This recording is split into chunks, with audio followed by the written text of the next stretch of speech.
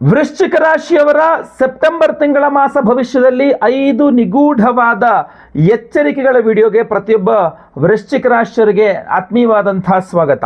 ಮೊದಲನೆಯ ಎಚ್ಚರಿಕೆ ಉದ್ಯೋಗದ ವಿಚಾರದಲ್ಲಿ. ಸೆಪ್ಟೆಂಬರ್ ಮೊದಲ 2 ವಾರಗಳಲ್ಲಿ ಸಿಂಹ ರಾಶಿಯಲ್ಲಿ ರವಿ ಇರ್ತಾನೆ. 10ನೇ ಮನೆ ಆಗುತ್ತೆ ವೃಶ್ಚಿಕ ರಾಶಿಯವರಿಗೆ.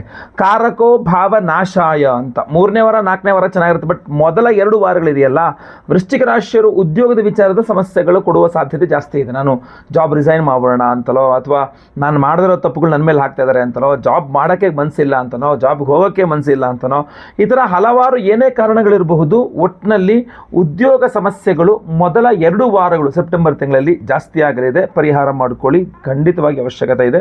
ಪರಿಹಾರ ವಿಡಿಯೋ ಎಂಡಲ್ಲಿ ತಿಳಿಸ್ತೇನೆ. ಎರಡನೇ ಎಚ್ಚರಿಕೆ ವೃಶ್ಚಿಕ ರಾಶಿಯವರಿಗೆ ಸೆಪ್ಟೆಂಬರ್ ತಿಂಗಳಿಗೋಸ್ಕರ ಏನಪ್ಪಾ ಅಂದರೆ ವಿವಾಹಿತ ಸ್ತ್ರೀಯರಿಗೆ ಇದು. ಯಾಕೆಂದರೆ 8ನೇ ಮನೆಯಲ್ಲಿ ಕುಜಗ್ರಹ.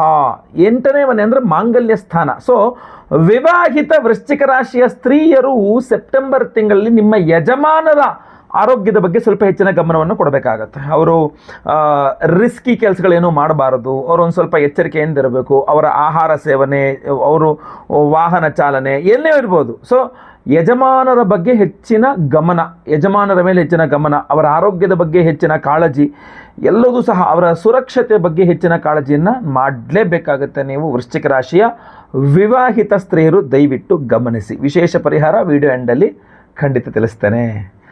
ಮೂರನೆಯ ಎಚ್ಚರಿಕೆ ವೃಶ್ಚಿಕ ರಾಶಿಯವರಿಗೆ ಸೆಪ್ಟೆಂಬರ್ ತಿಂಗಳಿಗೋಸ್ಕರ ಏನಪ್ಪ ಅಂತಂದರೆ ಸಾಲಗಳು. ಯಾತಕ್ಕೋಸ್ಕರ ಸಾಲ ಮಾಡ್ತೀರಾ ಗೊತ್ತಾ?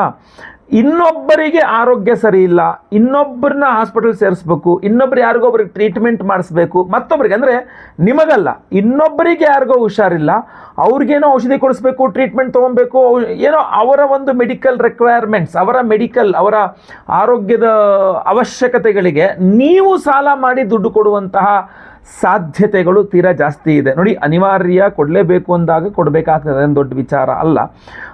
ಆದರೆ ನಾನು ಯಾಕೆ ಎಚ್ಚರಿಕೆ ವಿಚಾರದಲ್ಲಿ ಹೇಳಿದೆ ಅಂತಂದರೆ, ಆ ವಿಚಾರದಲ್ಲಿ ನೀವು ನಿಮ್ಮ ಕೈಲಿ ಎಷ್ಟಾಗುತ್ತೋ ಅಷ್ಟೇ ಸಹಾಯ ಮಾಡಿದರೆ ನೋ ಪ್ರಾಬ್ಲಮ್. ಏನಂತಂದರೆ ನಾಳೆ ದಿವಸ ಅವರದನ್ನು ನೆನಪಿಟ್ಕೊಂಡು ಮತ್ತು ಮರಳಿಸಿ ನಿಮಗೆ ಕೊಟ್ಟರೂ ಕೂಡ ನೋ ಪ್ರಾಬ್ಲಮ್. ಆದರೆ ನೀವು ಇದನ್ನೊಂದು ಸ್ವಲ್ಪ ನೆಕ್ಸ್ಟ್ ಲೆವೆಲ್ಗೆ ತೊಗೊಂಡು ಹೋಗಿ ನೀವು ಮುಳುಗಿ ಅವ್ರನ್ನೇ ತಿಳಿಸ್ತೀರಾ ಅಂತ ಕಂಡು ಬರ್ತಾ ಇದೆ. ನಿಮಗೆ ಬಿಟ್ಟಂಥ ವಿಚಾರ, ನಾನು ಹೇಳೋದನ್ನಂತೂ ಹೇಳಿದ್ದೇನೆ.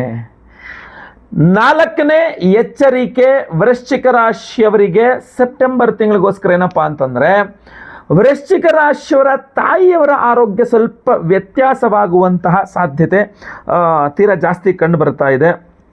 ಅದರಲ್ಲೂ ನಿಮ್ಮ ಹಾಗೂ ನಿಮ್ಮ ತಾಯಿ ನಡುವೆ ಸ್ವಲ್ಪ ಜಗಳ ಮನಸ್ತಾಪಗಳು, ಅಥವಾ ಅವ್ರು ಹೇಳಿದ್ದು ನಿಮಗಾಗಲಿಲ್ಲ, ನೀವು ಹೇಳಿದ್ದು ಅವ್ರಿಗಾಗಲಿಲ್ಲ, ಇದ್ರ ಬಗ್ಗೆ ಒಂದು ಸ್ವಲ್ಪ ಗಮನಿಸಿ. ಅದರಲ್ಲೂ ಇನ್ನು ಕೆಲವ್ರಿಗೆ ಏನಾಗ್ಬಿಡುತ್ತೆ ಅಂದರೆ ಅತ್ತೆಯೊಂದಿಗೆ ಜಗಳನ ಮನಸ್ತಾಪಗಳು ಅಂತಲೂ ಕಂಡು ಬರ್ತಾ ಇದೆ. ಸೊ ಅದರಿಂದ ತಾಯಿ ಇರ್ಬೋದು, ಅತ್ತೆ ಇರ್ಬೋದು, ಎರಡೂ ಒಂದೇ ಸಮಾನ ದೃಷ್ಟಿಕೋನದಲ್ಲಿ ನೋಡಬೇಕಾಗಿರ್ತಕ್ಕಂಥದ್ದು. ಸೊ ಅದು ಅವರಿಗೆ ನಿಮಗೆ ಜಗಳ ಮನಸ್ತಾಪಗಳಾಗದಂತೆ ನೀವೇ ಸುಧಾರಿಸಿಕೊಂಡು ಹೋಗಿಬಿಟ್ರೆ ತುಂಬ ಒಳ್ಳೆಯದು. ಇಲ್ಲ ನೀವು ಒಂದು ಸ್ವಲ್ಪ ಜಗಳವನ್ನು ದೊಡ್ಡ ಮಾಡ್ತೀರಾ ಅಂತಂದರೆ ಅದು ಸಮಸ್ಯೆ ಆಗಲಿದೆ. ಎಚ್ಚರ. ಪರಿಹಾರ ವಿಡಿಯೋ ಎಂಡಲ್ಲಿ ತಿಳಿಸ್ತೇನೆ. 5ನೇ ಎಚ್ಚರಿಕೆ ವೃಶ್ಚಿಕ ರಾಶಿಯವರಿಗೆ ಸೆಪ್ಟೆಂಬರ್ ತಿಂಗಳಿಗೋಸ್ಕರ ಏನಪ್ಪ ಅಂತಂದರೆ ಗಂಟಲಿಗೆ ಸಂಬಂಧಪಟ್ಟಂತೆ ಅಥವಾ ನಾಲಿಗೆಗೆ ಸಂಬಂಧಪಟ್ಟಂತೆ ಸ್ವಲ್ಪ ಸಮಸ್ಯೆಗಳಾಗಬಹುದು. ನಾಲಿಗೆ ಏನೋ ಗುಳ್ಳೆ ಆಯಿತು ಅಂತಲೋ, ಅಥವಾ ಗಂಟ್ಲಲ್ಲಿ ಏನೋ ತುಂಬ ಕೆರೀತಾ ಇದೆ, ತುಂಬ ಸಮಸ್ಯೆ ಆಗ್ತಾ ಇದೆ, ENT ಅಂತೀವಲ್ಲ, ಆ ಡಾಕ್ಟ್ರ್ ಹತ್ರ ಹೋಗಬೇಕಾದ ಪರಿಸ್ಥಿತಿ ಬರಬಹುದು.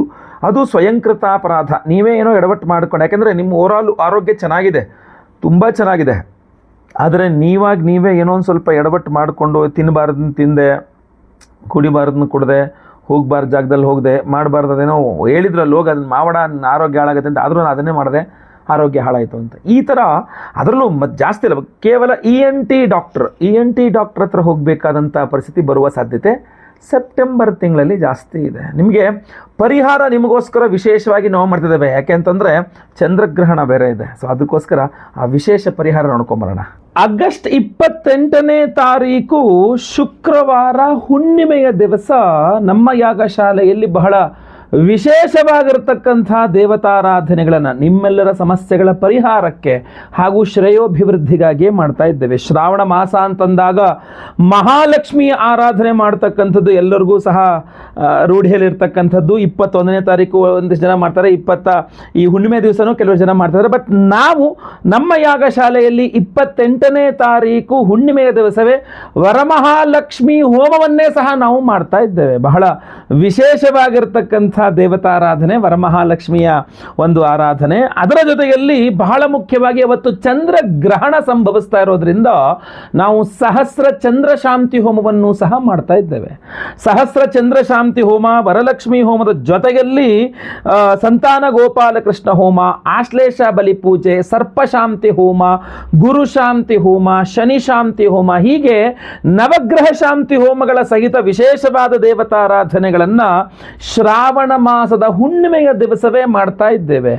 ಆ ಚಂದ್ರಗ್ರಹಣದ ಸಂಬಂಧಪಟ್ಟಂತಹ ವಿಡಿಯೋಗಳನ್ನು ಸಹ ನಾನು ಮುಂದೆ ಮಾಡಲಿದ್ದೇನೆ. ಬಟ್ ಅವತ್ತು ಸಹಸ್ರ ಚಂದ್ರ ಶಾಂತಿ ಹೋಮವನ್ನು ಮಾಡಿ ಈ ವಿಶೇಷವಾದ ಸಪ್ತಚಕ್ರ ಬ್ರೇಸ್ಲೆಟ್ ಅನ್ನ ನೀಲಮೇಘವರ್ಣಿಕಾ ರತ್ನಗಳೊಟ್ಟಿಗೆ 7 ವಿಧದ ವಿಶೇಷವಾಗಿರತಕ್ಕಂತಹ ಉಪರತ್ನಗಳಿದೆ. ಇದರಲ್ಲಿ ನಿಮ್ಮ ಆರೋಗ್ಯ ಬಾಧೆ ಪರಿಹಾರ ಮಾಡೋದ್ರಿಂದ ಹಿಡಿದು ನಿಮ್ಮ ಆರ್ಥಿಕ ಬಾಧೆಗಳ ಪರಿಹಾರ ಮಾಡೋದ್ರಿಂದ ಹಿಡಿದು ಭೂಮಿ ವ್ಯವಹಾರಗಳು ಅಥವಾ ಎಲ್ಲ ಸಮಸ್ಯೆಗಳಿಗೆ ಪರಿಹಾರ, ವಿವಾಹ ದಾಂಪತ್ಯಾದಿ ವಿಚಾರಗಳಿಗೆ ಸಮಸ್ಯೆಗೆ ಪರಿಹಾರ ಆದಿಗಳಿಂದ ಹಿಡಿದು ಎಲ್ಲ ಸಮಸ್ಯೆಗಳಿಗೆ ಪರಿಹಾರಕ್ಕೆ ಈ ಸಪ್ತಚಕ್ರ ಬ್ರೇಸ್ಲೆಟ್ ಜೊತೆಗೆ ನಾನು ಆಗಲೇ ಮುಂದೆ ಹೇಳಿದಂತೆ ಈ ನಮ್ಮ ಶರೀರದಲ್ಲಿರ್ತಕ್ಕಂಥ ನೆಗೆಟಿವಿಟಿ ನಿವಾರಣೆ ಆಗಬೇಕು, ಆರಾ ಕ್ಲೆನ್ಸಿಂಗ್, ನಮ್ಮ ಸೂಕ್ಷ್ಮ ಶರೀರದ ಶುದ್ಧೀಕರಣ ಹಾಗೂ ರಕ್ಷಣೆಗೋಸ್ಕರವೂ ಸಹ ಈ ಒಂದು ಸಪ್ತಚಕ್ರ ಬ್ರೇಸ್ಲೆಟ್ ತುಂಬ ಚೆನ್ನಾಗಿ ಹೆಲ್ಪ್ ಮಾಡಲಾಗುತ್ತೆ. ಇದರಲ್ಲಿ ವಿದ್ಯೆಗೋಸ್ಕರ ಇರಬಹುದು, ಆರೋಗ್ಯಕ್ಕೋಸ್ಕರ ಇರಬಹುದು, ಭೂಮಿಗೋಸ್ಕರ ಇರಬಹುದು, ಮನಸ್ಸಿಗೋಸ್ಕರ ನೆಮ್ಮದಿಯಾದಂತಹ ಮನಸ್ಸು ಸಿಗಬೇಕು, ಚಂದ್ರಗ್ರಹಣದ ದೋಷ ಪರಿಹಾರಕ್ಕೋಸ್ಕರ ಇರಬಹುದು, ನಿಮ್ಮ ಭೂ ವ್ಯವಹಾರಗಳಿರ್ಬೋದು, ಎಲ್ಲ ಸಮಸ್ಯೆಗಳಿಗೂ ಒಂದು ಅದ್ಭುತವಾದ ಪರಿಹಾರ ರೂಪರತ್ನಗಳಿರುತ್ತೆ.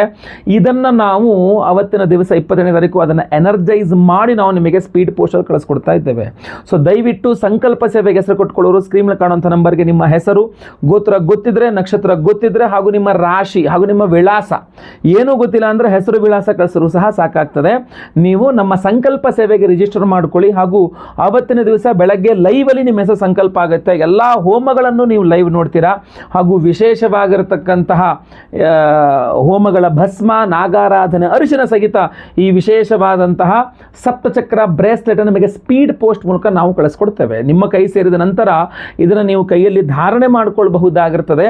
ಹಾಗೂ ಎಲ್ಲ ಹೋಮಗಳ ಭಸ್ಮ, ನಾಗಾರಾಧನೆ, ಅರಿಶಿನವನ್ನು ಹಣೆಯಲ್ಲಿ ನೀವು ಇಟ್ಕೊಳ್ಬಹುದಾಗಿರ್ತದೆ. ಇದನ್ನು ಬಲಗೈಯಲ್ಲೂ ಧಾರಣೆ ಮಾಡ್ಕೊಳ್ಬಹುದಿಲ್ಲ, ಎಡಗೈಯಲ್ಲಿ ಕೂಡ ನೀವು ನಿಮ್ಮ ಅನುಕೂಲವಾಗುವಂತಹ ನಿಮ್ಮ ಕೈ ನೀವು ಧಾರಣೆ ಮಾಡ್ಕೊಳ್ಳೋದು ಬಹಳ ಮುಖ್ಯ. ಹಾಗೂ ಈ ಸಪ್ತಚಕ್ರ ಬ್ರೇಸ್ಲೆಟಿಂದ ಬಹಳಷ್ಟು ಅನುಕೂಲಗಳಾಗಲಿದೆ.